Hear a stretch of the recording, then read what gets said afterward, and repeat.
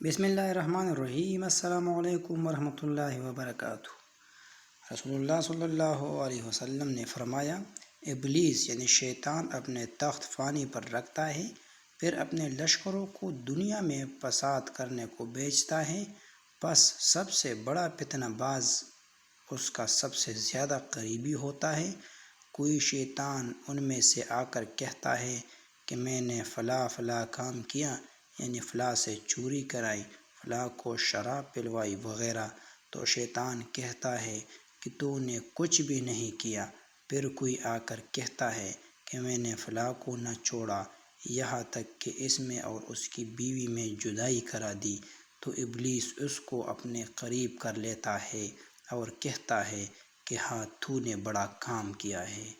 ناظرین، ویڈیو پسند آئے ہو تو ویڈیو کو ضرور لائک کیجیے۔ شکریہ۔ اللہ حافظ۔